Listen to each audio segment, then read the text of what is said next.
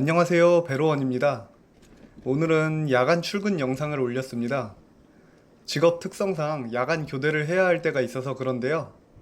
사실 야간 근무를 할 때는 자전거 출근을 잘 하지는 않습니다. 어두울 때 사고가 날 것 같은 기분이 들기도 하고, 다음날 아침에 밤을 새고 난 다음에 또 자전거로 퇴근할 생각을 하면 부담이 되거든요. 그런데 이날은 굳이 왜 탔느냐? 제가 이번 달 근무 패턴이 조금 꼬여서 거의 한 달 내내 야간 근무만 걸린 거예요. 지난번 영상이 아마 8월 8일이었으니까 거의 12일을 자전거 훈련을 못한 겁니다. 그러다 보니까 안 되겠다 생각이 들더라고요. 이런 핑계 저런 핑계를 대면 훈련할 수 있는 시간이 없고, 처음에 각오는 온데간데 없이 출퇴근 몇 번 설렁설렁 하다가 자전거 주차장에 먼지와 함께 방치하겠구나 싶었죠. 웨이트 트레이닝도 그렇잖아요. 밥 먹은 지 얼마 안 돼서, 날씨가 더워서, 퇴근하고 너무 피곤해서, 금요일에 약속이 있어서, 잠을 많이 못 자서, 뭐 이런 이유를 다 들면 결국 헬스장 등록비만 날리는 거죠.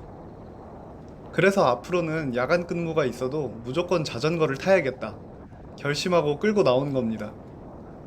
그런데 야간에 주행을 하니까 의외의 사실들을 좀 발견했습니다. 훈련의 성적이 상당히 아주 좋게 나왔습니다. 훈련에 대한 분석은 조금 이따가 하도록 하고요. 어째서 이렇게 갑자기 성적이 좋게 나왔는지 분석을 좀 해봤습니다. 물론 속도가 좋으니까 기분은 좋지만 분석을 통해 데이터를 추출하지 않으면 아무런 의미가 없잖아요. 훈련이란 건 좋은 성적을 내는 것보다 지금보다 더 발전하기 위해서 카리스마 있어. 존재하는 거니까요. 그러니까 여자 돌이켜보니까 좋은 성적이 나온 이유가 제 실력보다 환경적 요소라는 걸 깨달았습니다. 총 4가지의 요소가 있었는데요. 첫째는 기온입니다. 한여름 낮보다 거의 6도 이상 차이 나는 시원한 온도가 심장에 부담을 덜 줬다고 생각합니다. 둘째는 장애물입니다. 영상에서 보셔서 알 수 있다시피 저희 진로를 방해할 만한 인원이나 라이더가 거의 없죠. 한번 줄어든 속도를 회복하는 과정이 타격이 큰데 이날은 거의 정속 주행을 했습니다. 셋째는 바람입니다. 제 느낌인지 모르겠는데 낮보다 오히려 바람이 잠잠했습니다. 측풍이나 역풍이 불면 체감상 속도가 적게는 1에서 많게는 4km/h까지 손실이 나는 것 같더라고요. 넷째는 달입니다. 저는 사실 달빛을 받으면 슈퍼파워 이렇듯 야간에 주행을 했을 때 여러모로 기록에서 유리해요. 사실 기록 때문이 아니라 속도가 잘 나가면 라이딩 자체가 매우 즐겁습니다. 그래서 라이더들이 그렇게 야라를 많이 하는구나 이해가 됐습니다. 앞으로도 야간 근무가 걸리는 날 종종 야간 훈련 영상을 올릴 텐데 고프로 화질이 좋지가 않네요. 제 야간 훈련에 대한 좋은 화질을 원하시면 유튜브 후원을. 오늘의 훈련 분석입니다. 거리는 동일하게 6km 정도에 시간은 12분 37초, 초단거리고요. 말도 안 되는 최고 속도, 베리가 39.3km/h를 찍었습니다. 조금 더하면 40km/h도 가능하겠네요. 평균 속도도 30에 조금 못 미치는 시속 29.9km입니다. 케이던스는 지난번과 큰 차이는 없습니다. 최대 97rpm, 평균은 77rpm이고 두 번의 꺾어지는 길에서 움푹 패여있는 형상입니다. 지금 꺾어지는 길에서는 2개의 단을 한 번에 내리는데요. 7단에서 5단으로요. 제가 근력을 더 강화하면 더 빠르게 케이던스를 회복할 수 있을 것으로 예상하고 있습니다. 케이던스가 빨리 회복이 되면 그때는 6단으로만 변속을 해볼까도 생각하고 있는데 뭐가 더 좋은 방법인지는 모르겠습니다. 직접 부딪혀서 데이터를 얻어볼 수밖에 없을 것 같네요. 혹시 구독자분들 중 좋은 방법 아시는 분은 댓글로 알려주시면 감사하겠습니다. 심박수를 보고 온도의 중요성을 다시 한번 느꼈는데요. 평균 심박이 145에 최고 심박은 165bpm. 그러니까 예전보다 적어도 5bpm 이상이 다운된 거죠. 구간 분석을 봐도 존5가 현저히 줄고 존4와 존1 구간이 상당히 늘었습니다. 유튜브에는 올리지 못했지만 예전에 37도의 고온에서 주행했을 때는 존5가 70% 이상이 나온 적이 있었거든요. 그때는 도착 후에 구토 증상이 나서 한 10분 동안 몸을 가누지도 못했어요. 그런데 그때보다 평균 속도가 3km/h나 늘었는데도 이날은 상쾌했거든요. 한 가지 아쉬웠던 건 제가 여기서 더 힘을 내서 페달을 밟았다면 존5의 영역으로 끌어올리면서 동시에 속도를 더 올릴 수 있지 않았을까 하는 건데 그건 잘 모르겠습니다. 심박의 영역과 파워미터의 영역은 또 다른 거니까 심박은 다운되었더라도 제 허벅지 힘이 늘어난 건 아니잖아요. 그래서 제가 할 수 있는 최대 속도였을 수도 있겠다는 생각도 듭니다. 그럼 이것으로 오늘의 훈련 분석을 마치겠습니다. 사실 너무 월등하게 성적이 좋아져서 더 따져볼 건 없을 것 같고 저의 목표를 일단은 평소에도 오늘처럼 나오자로 잡으면 될 것 같습니다. 만약 오늘의 기록이 앞으로의 평균 기록이 된다면 점차 거리를 늘리고 또 어필 훈련도 하고 그 외에 여러 가지 훈련도 할 예정입니다. 사실 훈련을 위해서 여러 가지 피지컬에 대한 논문이라던가 자전거 훈련 방법을 공부를 했어요. 공부를 하면서 느낀 건 제가 처음 잡았던 목표와 과제가 몇 가지 틀렸다. 하지만 또 그렇게 다르지도 않고 어떤 건 제대로 잡은 것도 있고요. 원래 목표라는 건 중간중간 수정해 나가는 거니까 나중에 공부한 내용들을 풀어볼 거고요. 제가 처음 잡은 목표가 무엇이었고 왜 틀렸었는지도 좀 설명드릴 예정이고 그런데 이게 자전거 채널이지 수학 채널, 체육 전문 채널 이런 게 아니니까 제가 윤성빈 선수나 김계란 씨도 아니고요. 그래서 조금 전문적인 영역이나 논란의 여지가 있는 심도 있는 분야는 조금 천천히 풀어나갈 예정입니다. 그래서 대신 다음 편은 제가 왜 굳이 이 미니벨로로 그란폰도를 나가기로 했는지에 대해서 썰을 푸는 그런 가벼운 컨텐츠로 가보겠습니다. 그럼 지금까지 시청해주셔서 감사합니다. 제가 미흡한 점이 아직까지 있을 거예요.